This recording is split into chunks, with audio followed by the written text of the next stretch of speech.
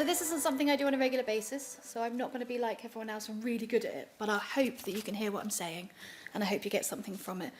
Bear with me, drink is down here, mouth gets really dry very easily. So, clicker, here we go. Wish me luck. Okay, so who am I and why am I here? So I'm a daughter, a sister, a wife. I'm a friend and colleague. I'm a mother. This isn't where I wanted to be, but I was also former clinical midwife, which I am no more. So I'm going to tell you a story about how I went from being just Bex, with controlled chronic asthma and eczema, and part of the best extended family. I had my dream job. I was able to be an active mother. I had always 100 million projects on the go at once because I like not to be sat still. And I was spontaneous and sociable. Yes, I might have survived a little brush with cervical cancer at 33, and I do love to grow polyps everywhere. So, but with this, I'd got used to those things, and I was relatively content, and I was just Bex. Now, some may argue that I still have some of these attributes, with new ones added. But I was happy with the old me. I didn't want to change, especially as I may not have needed to had I been listened to and had my family been heard. So I'm going to do my sepsis story. Now bear with me, I've had to give myself guides because otherwise I go off on one and it will take far too long. So I'm kind of prompting myself all the way through. So, before sepsis, life was full. We had family holidays and laughter and plans for our forever home that we had just moved into. In that photo of John and Alana and Travis, we were on holiday just before I went in for an extended right hemicolectomy for polyposis. The surgery went quite well, hence the slightly cheerful face. Might just be the drugs though. They were pretty good. But the recovery, unfortunately, wasn't as good as I'd like it to be. So my kids spent far too much time at the hospital with me. They were only little. So they were 11 and 8, I believe. I made it home. Thank goodness for that, because, home's where you want to be, and it's where the toilet is that you want to use, because no one wants to be using a commode or someone else's toilet. But within days, the pain worsened, and I was back in hospital. I had obstruction, and I had sepsis. This was all due to, so that I don't look so good there, not so cheerful. I do try and stay cheerful, but I wasn't at that point. And what you probably can't see in detail from this is actually the inside of my elbow here. So my ACF, for those that know what that is. And it was a cannula site that I developed my sepsis from. All those things that we do to prevent this happening, it happened. I'm also a brilliant poo magnet, so if anything's going to happen, it will be me. Bear with me one sec. So, after this, and having another surgery, everything else went into a blur. So I was just trying to get on top of the pain. And then there was just so many OBS and tubes and scans and ICU. Again, let's go back to it being a cannula. So, whilst I was in there, I tried to smile for my family that were in there as often as they could be, but inside I was terrified. My mood plummeted. I felt detached. In another world, kind of, like where I was watching my children grow. And it sounds like I was in there for years, but it really felt weird when I woke up or when I was taken out of my coma. They looked like they'd grown up so much just in a few days, but in my head it was loads and I'd missed out on bits. I felt like I was watching people come in and out of my room, but I wasn't really there. So I'd just watch that happening, and then I'd come in and then go back out again. But the worst bit was watching and hearing the ticking clock, but in slow motion. It was tough. Recovery was tough. but we did have humour where we could, so the kids got quite used to PPE in my isolation room. And then we get to here. So coming home was meant to be the end of it, but it wasn't. I left hospital weak, confused, and unaware that I'd even had sepsis. My body was broken, but the emotional damage ran so much deeper. I couldn't trust my body anymore. Every ache felt like a warning. Every fever, a threat. I lost confidence, purpose, and the sense of safety that I'd once had in my own skin. The hidden damage of sepsis stole my strength, my certainty, and I felt trapped in a world I used to belong to, watching others carry on whilst I stood still.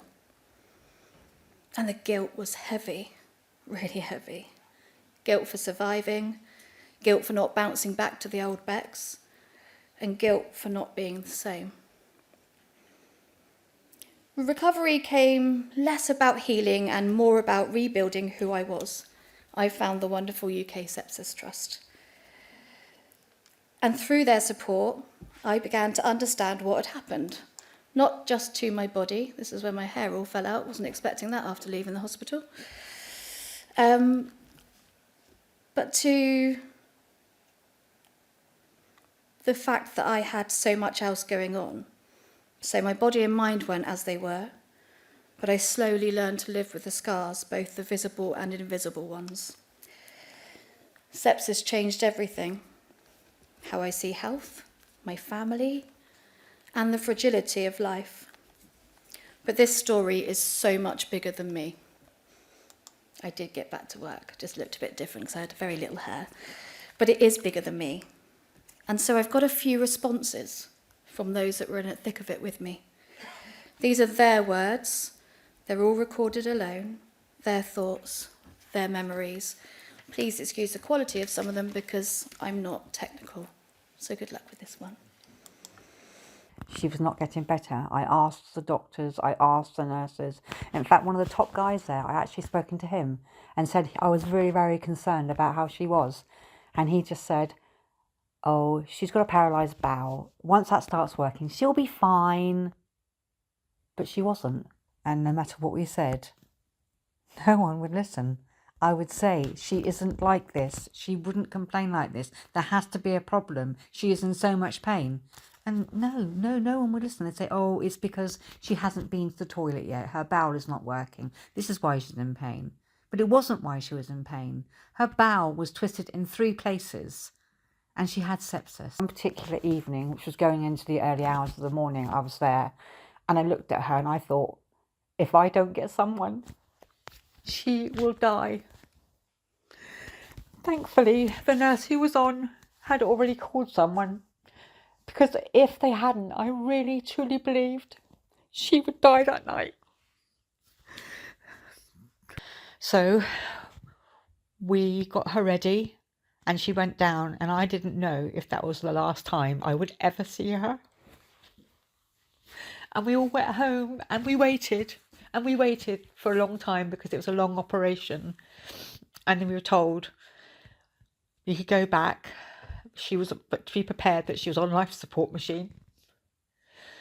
And I looked at her and I thought, I just thought, is she going to die? It was just so awful for all of us. We'd be walking through the corridors and talking about their mummy, and the chapel was there. And we used to go in and we'd say a prayer for mummy to get her better. And there was a book which you could write in to ask them to pray for people.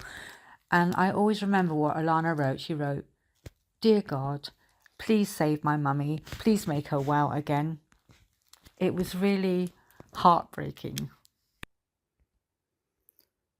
So when Bex asked me to think back to 2017, to when she was in the hospital, on ventilation, on life support, not able to breathe for herself, it was difficult to think of anything but that and the image of that. And it stuck with us, all of us, not just me, the whole family. it felt like we were fighting and people just weren't listening. Never once, really, certainly not in our experience as family members of somebody who was, let's be honest, so close to death, never once did we feel cared for, particularly. It makes me think now how this has changed the dynamic at home. Bex is a completely different person. She's still the same Bex, same character, but physically and mentally not the same person. Everything is more of a challenge now than it ever has been.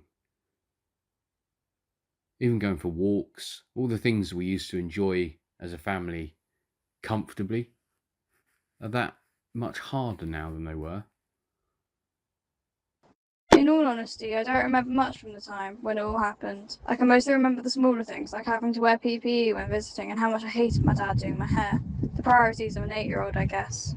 I did really miss my mum, and I was really worried for her the whole time. To me, it felt like months she was in the ICU, but in reality, it was a lot less time. After she got home, whilst there was humour, I got noticeably more attached and wasn't as good spending time apart from my mum. Sleepovers were not as easy, as I got really homesick so long as I was at my friend's house and not my own.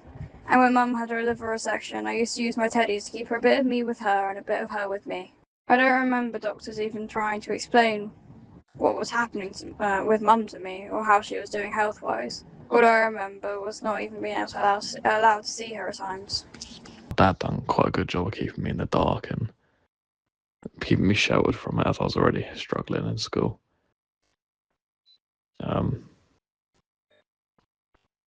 Yeah, I remember it was probably about 4 years-ish later when I was finally made aware of what was going on, like what had happened and what happened to my mum and like the repercussions and all of that. I think that it's changed me in a way that I'm a bit more desensitized to anything that just happens to my mum. So I'm like, oh, she's just back in the hospital again. And I wasn't even like that worried. Like I was seeing her every day after work because it was only down the road anyway. Not that would have made a difference when I come and see her anyway. But no, I wasn't even too worried when like all of that was going on. Even though again it was another life-threatening situation. But I think it's also made me a bit more empathetic towards other people's situations and more understanding of what they're going through. I don't think the situation has at all made me think of my mum in any new negative sort of way. It's all been more of just like a respect of how she's gone through and still keeps a good positive outlook on life. Bless. By the way, I was back in ICU in January, and that's what he was talking about, because I am a walking disaster. And he is desensitised. He just came along and plonked with me. Do you want to try something to eat today, Mum? Nope. But there's another person I couldn't get a voice from, and that was my dad, because my dad passed away 2 years ago. But he was the quiet strength I needed. I felt safe. And he'd often sit there with his crossword, always a crossword, daily. He'd sit there and he'd just be there. And I felt so much safer with him there. So much safer. Right, let's see where I go next. So where do I go from here? So what did happen next? I learned to live with who I'd become. I realised I wasn't as healed as I thought, so I thought I'd dealt with everything, but actually, as I got closer to the 5-year point, I began to get more and more angry. And I realised it's probably because when you get to 5 years post-cancer, you get discharged and it's a celebration. But unfortunately, when you have sepsis, it's the gift that just keeps on giving. And it did, and it still was, and I was feeling angry because I wasn't anything close to who I used to be. However, I got to deal with that anger when I was doing a quality improvement project at work. Never heard of it before, but the person sat next to me, she was a breast consultant, said to me, if you want this to work and you want to use this to help people, you're going to need to deal with the anger first, and I think you should send in a complaint to the hospital. I felt really odd about doing that. I work there. I can't complain, or can I? So I wrote a letter in the middle of the night. My brain works so much better at 3 o'clock in the morning than it does on a normal daytime. And I sent it off to our CEO. And within hours of the day starting, and I'm talking maybe 8:20-ish, She had sent me an email in return, and the words were, on the first line, "I am so, so sorry." And I burst into tears because I didn't realise how much I needed to hear that, and it had taken 5 years. So from then onwards, we worked together and we took the experiences and thought, what can we do better by this? How can I move forward with this? And one of the areas where she did signpost me was to our patient involvement team and a lovely woman called Beth. Now, patient experience and involvement, that was the therapy I needed. And I really began to start healing because of them. I don't expect for 1 second for you to be able to actually read what's on my poster. It's nice colours, isn't it? It brightens it up a bit. However, if you can read it and you've got superb eyes or a really good magnifying glass, I want you to take notice of the title, and it's Listen to your training, to your patients and their loved ones, to your instincts. And that brings me on to the beautiful Martha Mills. Why does it matter? If only this rule existed without Martha being taken from her family, without her suffering, if only it wasn't needed at all. When Martha's brave family brought about this rule with hard work, they gave a voice to everything, everyone. And they got back to the fact that we need to listen to everyone, not just the patients and their families, but actually each other. And it kind of became quite clear to me that we learn how to listen. We start listening in the womb before we're even born. And yet we come out and we discard such a skill. It's not as important. Well, it is. That's why we need to go back to.